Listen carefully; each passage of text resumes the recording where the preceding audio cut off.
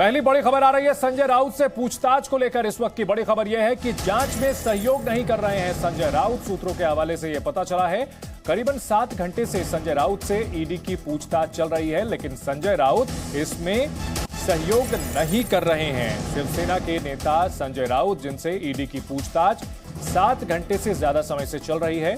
पात्रा चौल redevelopment का मामला था। इस मामले में गड़बड़ी का आरोप, अनियमितता का मामला, इसमें कई संजय राउत के करीबियों से पहले भी पूछताछ हो चुकी है। और संजय राउत पर महाराष्ट्र के सीएम एकनाथ शिंदे का बड़ा बयान। राउत ने अगर गलत नहीं किया तो डर कैसा। एकनाथ शिंदे ने कहा राउत महाआघाड़ी के बड़े नेता रहे हैं। मामले की जांच जारी है। मुख्यमंत्री एकनाथ शिंदे का बयान कि अगर कुछ गलत नहीं किया है तो फिर राउत को डर कैसा। संजय राउत उद्धव ठाकरे के बेहद खास पार्टी का चेहरा माने जाते हैं और पात्रा चौल मामले को लेकर लंबे समय से मुश्किलों में घिरे हुए हैं। उनके कई करीबियों के खिलाफ कार्रवाई हो रही है। संजय राउत की मुश्किलें बढ़ती हुई ईडी लगातार पूछताछ कर रही है और इस वक्त की बड़ी खबर संजय राउत को हिरासत में ले सकती है ईडी। सूत्रों के हवाले से यह बड़ी खबर आ रही है। कुछ समय पहले संजय राउत की प्रॉपर्टी को भी अटैच किया गया था। जांच में सहयोग नहीं कर रहे हैं संजय राउत। संजय राउत जो कि उद्धव ठाकरे के बेहद करीबी होने के साथ साथ सामना के एडिटर भी हैं, राज्यसभा सांसद हैं और लगातार शिवसेना की ओर से पार्टी के प्रवक्ता के तौर पर लगातार बयानबाजी भी करते रहे हैं। और इस वक्त की बड़ी खबर कि ईडी उनको हिरासत में ले सकती है। संवाददाता अंकुर त्यागी संजय राउत के घर के बाहर से हमारे साथ जुड़ चुके हैं। अंकुर, 8 घंटे के करीब की पूछताछ हो चुकी है। खबर यह आ रही है कि संजय राउत सहयोग नहीं कर रहे हैं और उन्हें हिरासत में लिया जा सकता है। देखिए, संजय राउत को हिरासत में लिया जाएगा या नहीं जाएगा ये अभी फिलहाल साफ नहीं होता जा रहा है, लेकिन जो कार्यकर्ता हैं जो शिवसेना से जुड़े हुए हैं या उद्धव ठाकरे जो ग्रुप से जुड़े हुए हैं या संजय राउत से जुड़े हुए हैं, उनके मन में ये बात जरूर है, इनके मन में ये डर जरूर है कि ऐसा हो सकता है। और इस बात का प्रमाण है कि संजय राउत का जो घर है मैत्री, उसके ठीक बाहर आज सुबह से लगातार इस तरीके से जो कार्यकर्ता हैं वो लगातार यहाँ पर जमा हो रहे हैं और नारेबाजी इस वक्त काफी देर से थमी हुई थी, अब वापस से नारेबाजी शुरू हो चुकी है। मुंबई पुलिस जो है, लोकल पुलिस, वो आपको यहाँ पर नजर आ जाएगी और उसके अलावा जो अतिरिक्त सुरक्षा बल है वो भी आपको नजर आएंगे। पुलिस के आला अधिकारी भी यहाँ पर थे ताकि लॉ एंड ऑर्डर की कोई प्रॉब्लम क्रिएट ना हो जाए। जो सीआरपीएफ की टुकड़ी है, सीआरपीएफ के जो जवान हैं वो प्रीमाइसेस के अंदर हैं और कोशिश इस बात की है कि किसी भी तरह की law and order problem create ना हो। लेकिन लोगों में जो कार्यकर्ता हैं, जो साथ में जुड़े हुए जो लोग हैं संजय राउत के, उनको जरूर इस बात का कहीं ना कहीं आशंका है कि शायद उनको ईडी या तो गिरफ्तार कर ले या अपने साथ अपने दफ्तर ले जाए। आप लोगों के दिमाग में ये डर है, आप लोगों के जहन में ये बात है कि ईडी उनको अपने साथ अपने दफ्तर ले जा सकती है, अरेस्ट कर सकती है? मुझे तो ऐसा ही कोई लगता नहीं अभी तक, क्योंकि सुबह 7:20 से लेकर अब तक लगभग अभी 3 बजने तक आए, 3 बज गए, अभी तक वो तहकीकात ही कर रही है। तो हमें ऐसा लगता नहीं है कि ऐसे नौबत आए। नारेबाजी क्यों हो रही है फिर? यहाँ पे भीड़ जमा क्यों है अगर आपको नहीं लगता? ये शिवसैनिक है, मिलिटेंट होते हैं, नामर्द नहीं होते। हमारी महिला ये भी सैनिक अमर नहीं होती। बाकी जैसी पार्टी है वैसी शिवसेना पार्टी नहीं है। आप यहाँ से ईडी खाली हाथ जाने वाली है, उनके साथ संजय राउत नहीं जाएंगे? उम्मीद है ऐसी, खाली आ जाएगी, खाली आ जाएगी। ठीक है, तो शिवसेना के कार्यकर्ता प्रदर्शन कर रहे हैं। अंकुर, अपने दर्शकों को बता दें, वीडियो विश्लेषण के जरिए दिखाते हैं कि सुबह 7:30 बजे से ईडी की कार्रवाई कहां तक पहुंची है। ईडी की टीम घर पर मौजूद है, कई घंटों से पूछताछ कर रही है संजय राउत से। वर्षा राउत से भी पूछताछ की जा रही है और घर के बाहर बड़े पैमाने पर सुरक्षा बल की तैनाती की गई है। शिवसेना के कार्यकर्ता धरने पर बैठे हैं, घेराव किया हुआ है और समर्थकों को राउत का आभार। ये तस्वीरें, शिवसेना के समर्थक सड़कों पर बैठे हैं, संजय राउत के घर के बाहर नारेबाजी कर रहे हैं। संजय राउत से जो ईडी की पूछताछ हो रही है उसके खिलाफ नारेबाजी कर रहे हैं।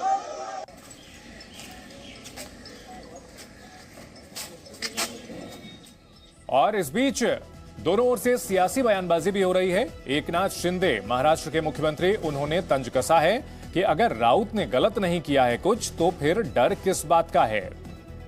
आपको बता दें कि एकनाथ शिंदे, जिनके शिवसेना से विद्रोह की बड़ी वजह संजय राउत को ही माना जाता है, और एकनाथ शिंदे ने तंज कसते हुए यह भी कहा है कि राउत महाअघाड़ी के बड़े नेता रहे हैं। मामले की जांच जारी है। तो सियासी पार्टियों की ओर से बयानबाजी भी सामने लगातार हो रही है। ईडी की कार्रवाई पर अजीत पवार का बयान सामने आया है। एनसीपी नेता अजीत पवार ने कहा है कि संजय राउत ही इस बारे में सही जवाब दे सकते हैं कि पूछताछ क्यों हो रही है। एनसीपी नेता अजीत पवार का बड़ा बयान है कि ईडी की पूछताछ क्यों हो रही है, ये राउत खुद ही बताएंगे। इनकम आयटी असेल, ईडी असेल, सीबीआय असेल किंवा राज्य सरकारच्या एसीबी असेल, सीआयडी असेल, पोलीस क्राईम असेल, ह्या सगळ्या वेगवेगळ्या विभागामध्ये काही जर तक्रारी आल्या तर त्याच्याबद्दलची चौकशी करण्याचा अधिकार प्रत्येक नागरिकाच्या बाबतीमध्ये आहे। आता हे नक्की काय झालेलं आहे, त्यांच्याकडे पुन्हा पुन्हा का सारखे येतात, ह्याच्याबद्दल जास्त अधिकारवाणीनं राऊत साहेबच सांगू शकतात। वहीं राउत पर ईडी के एक्शन पर अमरावती से सांसद नवनीत राणा ने कहा है कि भ्रष्टाचार के खिलाफ ईडी का एक्शन है। नवनीत राउत ने कहा कि संजय राउत जेल जाएंगे। कई बार समन के बावजूद उन्होंने जवाब नहीं दिया। गरीबों के खून पसीने की कमाई संजय राउत ने लूटी है। पैसों का दुरुपयोग कोई करता है तो उसके ऊपर सजा कार्रवाई जरूर होनी चाहिए, और ये कार्रवाई के बाद संजय राउत जी को अरेस्ट भी होंगे, वो जेल के पीछे भी जाएंगे। अगर इतने ही चरित्रहीन है, चरित्रवान है, तो मुझे लगता है आप इसकी इंक्वायरी का सामना आपने पहले ही करना चाहिए था। इंक्वायरी में जाकर अपनी स्पष्टीकरण देना चाहिए था महाराष्ट्र की जनता को। गरीब लोगों के खून पसीने की कमाई अगर आप भ्रष्टाचार करके कमाते और अवैध संपत्ति बनाते तो इसका आंसर डिपार्टमेंट को पूरा राइट्स है पूछने का और आप पे कार्रवाई करने का। और आने वाले समय में उनको अरेस्ट भी किया जाएगा और वो जेल के पीछे भी जाएंगे। जो आज संजय राउत जी पे जो कार्रवाई हुई है, मुझे लगता है ईडी ने बहुत देर कर दी। ये कार्रवाई तो मुझे लगता है कई महीनों पहले ही हो जानी चाहिए थी, पर जिस तरीके से ईडी जो इनको समन्स भेज रहे थे, इंक्वायरी के लिए लेटर्स इनके घर तक पहुंच रहे थे, उनका आंसर इन्होंने दिया नहीं। कभी कहा कि मैं पार्लियामेंट सेशन में हूँ करके मुझे आगे की तारीख दीजिए, कभी कहा मैं हॉस्पिटल से अभी डिस्चार्ज हुआ उसके बाद दीजिए, कभी कहते हैं कि हमारा गवर्नमेंट फॉर्म हो रहा है उसके बाद मुझे तारीख दीजिए। तारीख वही मांगता है और स्पष्टीकरण वो नहीं दे पाता है जिन्होंने सच में भ्रष्टाचार किया है।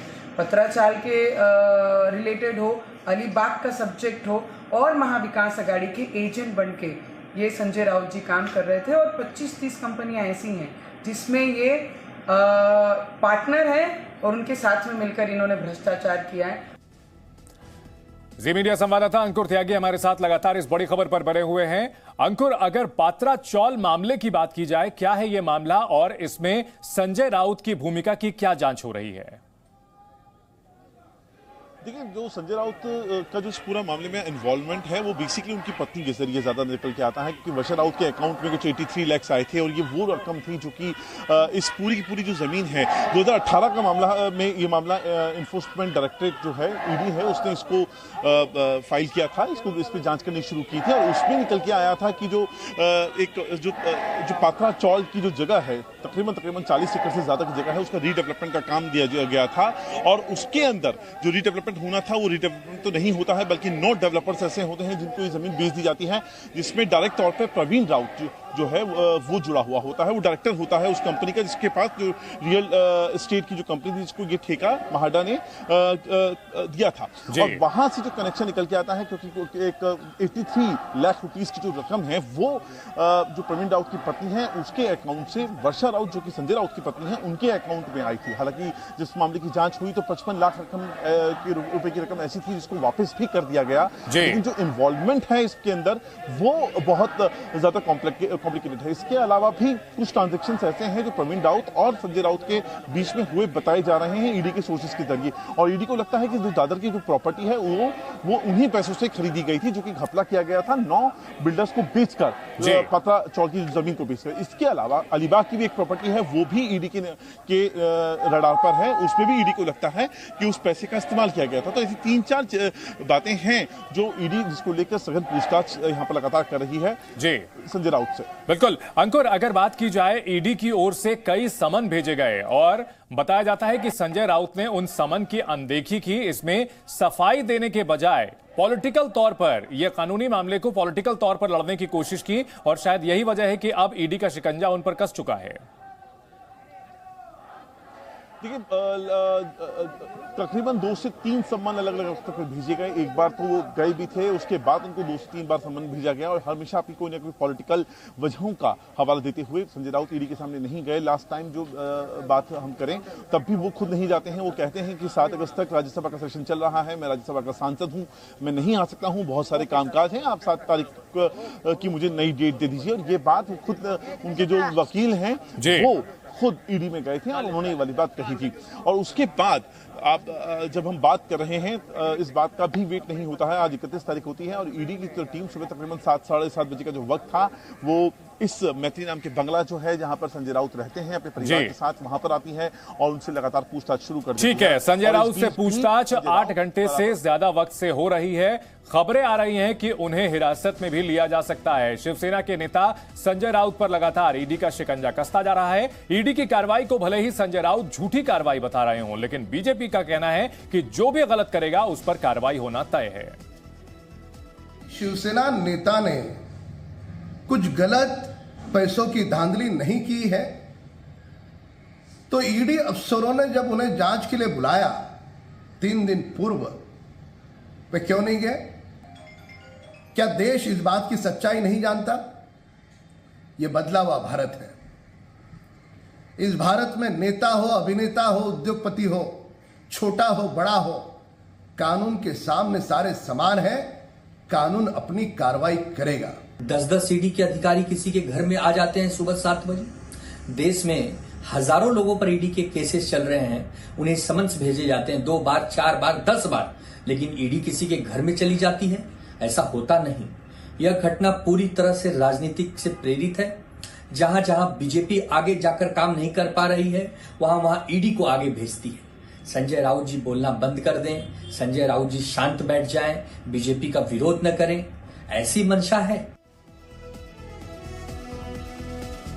तो पात्रा चौल मामले में कितने पात्र हैं आपको बता दें। संजय राउत शिवसेना नेता जिनसे ईडी की पूछताछ चल रही है, वर्षा राउत उनके ऊपर घोटाले का आरोप है, वहीं प्रवीण राउत जो कि करोड़ों की हेराफेरी का उन पर भी आरोप लगा हुआ है और इस मामले में सियासी घमासान भी चल रहा है।